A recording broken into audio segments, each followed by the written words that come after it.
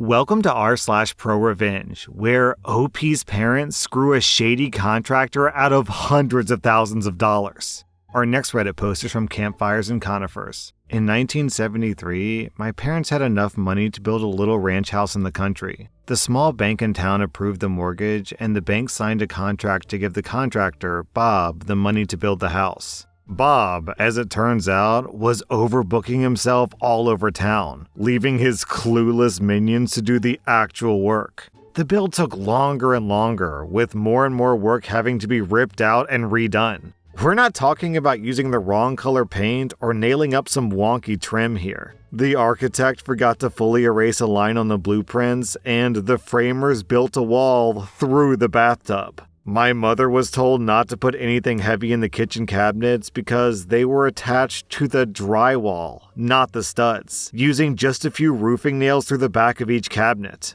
The garage door opening was framed into the living room instead of towards the driveway, and so on. When the bank's representative showed up for the final inspection, my parents met him in the front yard and refused to sign off on Bob's work. The representative became angry as the bank had paid Bob a lot of money. The bank representative strode to the front door and pulled on the doorknob, whereupon the entire door, casing included, fell on him. The door had simply been wedged, not nailed, into place. The bank called Bob, who finally showed up to supervise the work himself. The only problem was that Bob wasn't any better at building a house than his minions were. My parents still refused to sign off on the house. My mother was a stay-at-home mom in a nasty rental with 2 tiny children, while my dad was working 2 jobs while this was going on. Throughout the entire process, the bank and Bob treated them very poorly, bullying my mom and lying to my dad. What should have been an exciting time for my parents was ruined. My mom cried a lot.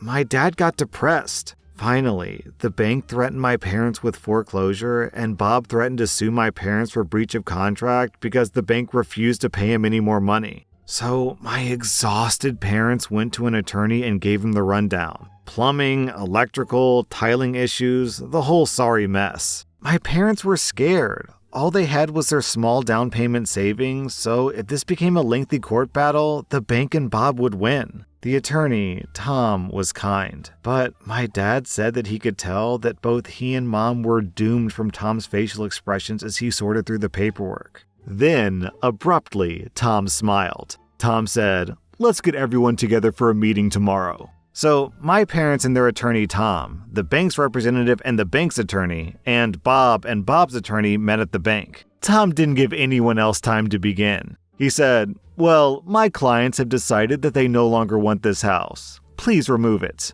Everyone else started to laugh. "Remove it? Have you lost your mind?" Tom, in a sweeping theatrical gesture, placed a deed on the table. Tom said, "My clients outright own the land the house is sitting on. They no longer want the house. Get this house off my client's land." Bob's attorney stared at the deed, then turned and stared at Bob. The attorney said, "You built a house on land that you don't own?" Bob nodded. The bank's attorney started yelling at the bank's representative. "You didn't finance the land the house is on?" The representative stammered, No. Tom said firmly, "As I said, gentlemen, you're trespassing on my client's land. I expect the house to be removed and the land returned to its original state at once." My dad said that he'll remember the blank looks that everyone on the other side of the table passed to one another for his whole life. Sure, the bank could foreclose on a house that wouldn't exist by the end of the week with no way to recoup the money. They didn't even own the land that the house was on. Bob was out the 50% that he paid out of pocket. Plus, he was on the hook for tearing down the house and removing it. On top of that, the bank would undoubtedly want him to repay the initial 50% they'd given him. Could the bank have gone after my parents? Sure. A foreclosure would have meant bad credit for my parents moving forward. They might lose their down payment. But to sign off on the house in its condition at that time would have meant thousands and thousands of dollars in cash to replace or repair everything from the roof to the basement before they could safely move in.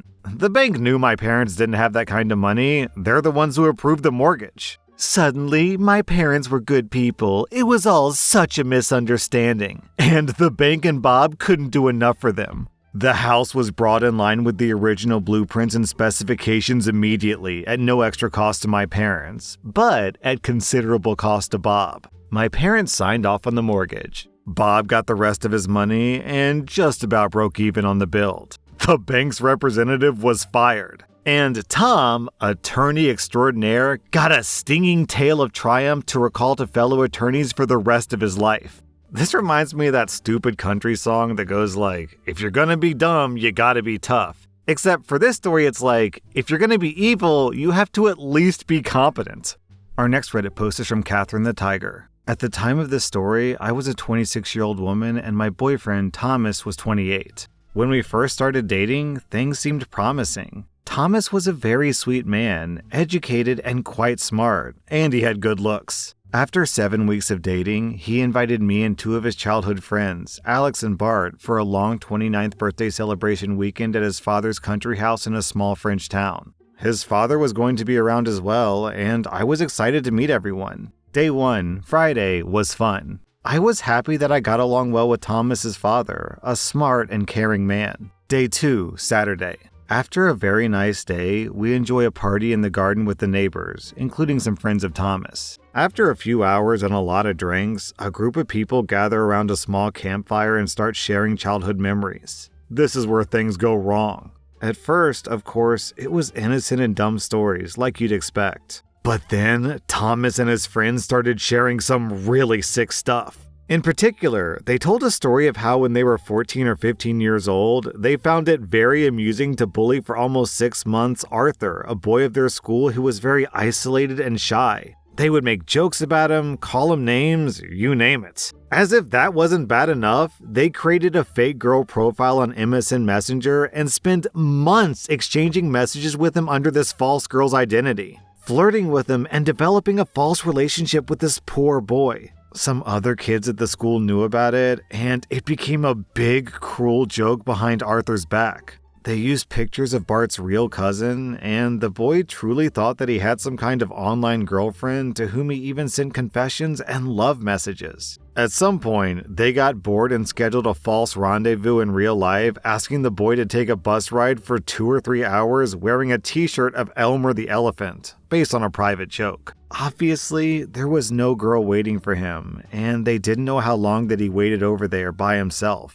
If Arthur hadn't figured out what was going on, he found out the next day at school after Thomas and Bart told the story to everyone, and even shared the love messages that Arthur had been writing. The poor boy stopped coming to class, and apparently changed schools, as it's easy to imagine that this must have been extremely traumatizing to him. Do you think that Thomas, Alex, or Bart had any bit of shame about it? Not a bit of remorse. They kept making jokes about it, and even seemed to regret that they weren't good enough at being evil to convince the boy to send nudes or sexy pictures. I don't even want to imagine what would have happened if he had done so. To say that I felt uncomfortable would be a gross understatement. I was absolutely horrified, and I started to despise Thomas more than anything. I wasn't the only person shocked either. Thomas's father, who heard the end of the story, had the most disappointed look in his eyes. His stupid son was so drunk that he didn't even notice.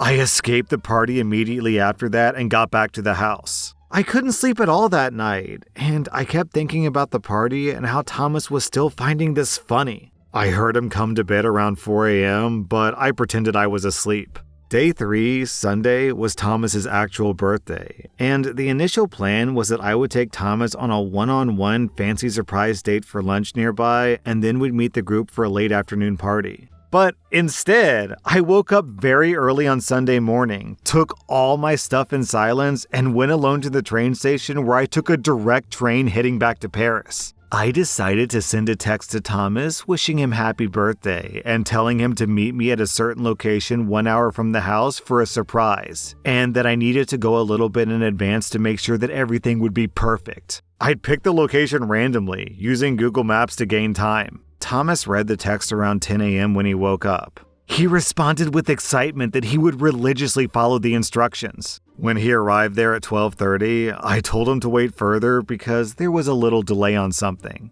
Then I asked him to meet me at a restaurant which was a 30-minute drive from the initial location. When he arrived at 1:15, I texted him that I was on my way and I would arrive in 20 minutes and that he'll understand when he sees me why I made him wait. I also asked him to order some food and the most expensive bottle on the menu. Around 1:30, he started calling me several times and sent a lot of worried texts. And after 40 minutes, I responded, "So, how does it feel to have people play with your feelings?" Then I stopped responding. I let him call and text the entire afternoon, but I never responded. At some point, I got a call from an unknown number. It was his friend Alex asking what was going on and that Thomas's birthday was completely ruined because of what I did. I just responded, "This is extremely small payback for what you did to Arthur. Tell Thomas to stop calling me," and I hung up and blocked them. I still felt bad the entire evening, as I had started to grow attached to Thomas back then. The following day, a common friend called me to say that my reaction was completely absurd and unfair, that it wasn't my role to punish someone for actions they did as a teenager, that there were adult ways of saying things, and that I had been completely crazy.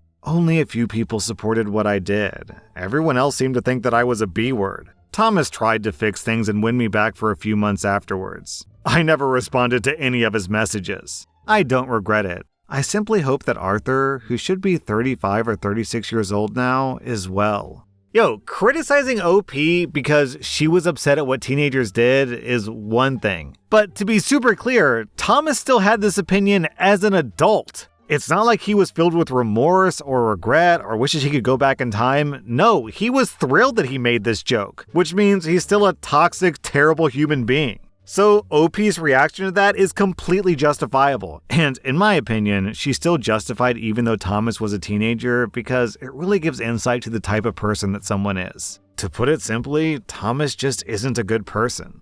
Our next Reddit post is from Spiffy Dude. When I was in my early 20s, I had a job where I reported to a senior sales team as a junior salesperson. It was a support role job, and I knew my place, which was to watch, stay quiet, learn, and help them out. I reported to a lady who was mid-level and a senior guy who was head of sales. I was pretty green, and after seeking mentorship, they seemed to mistake this for incompetence. I was just asking them simple, normal things like what format you preferred your daily reports in, tasks they wanted me to do, etc. I had another issue because the senior guy basically stole my first bonus at the 3-month mark. It was a tiny amount to him, but a lot of money for me. I didn't officially file a complaint, but I did ask him how he was able to keep my bonus when it was obvious that it tracked back to my efforts in the data. He didn't like that and didn't pay me. I was doing a good job. I'm fully aware of my skills. But a few weeks later, they fired me with the explanation, "It's just not working out." I spent a couple of months getting a new job, which turned out to be an amazing smaller firm where I was appreciated, mentored correctly, and thrived. The new firm was very successful. To be clear about the firing process, the two of them brought me into a room and she was the one who fired me. She was the one who said that it's just not working out, and he said, "So we're letting you go." About 2 years later, I'd become a vital but still junior part of the smaller company. My former employer shut down and everyone was out of work. So I saw through the glass while walking by the boardroom one day that the senior guy who stole my bonus was being interviewed for a job at my current firm. My current superiors didn't see me walk by, but my old boss and I made eye contact. Now, in a small sales team at a small firm, it's important to have a nice working relationship and trust. There's also a lot of selfish salespeople who are there to make money and don't like being ripped off. So later that afternoon, I quietly mentioned to one of my bosses, "I saw such and such in the office today when I walked by. I used to work for him, and that butthole stole my bonus one time." That was all I needed to say, because the last thing my current boss needed was a thief on the team. Then times got tough, and I know that guy had to spend 2 years looking for work. 6 or 7 years later, I was at a new company in a more senior role, and that one lady who I originally reported to called me and was selling at a new firm, and she was calling to ask if I'd be interested in purchasing from her. I didn't know that she had started working at that firm. The type of thing that she was trying to sell was very basic and interchangeable to competing firms.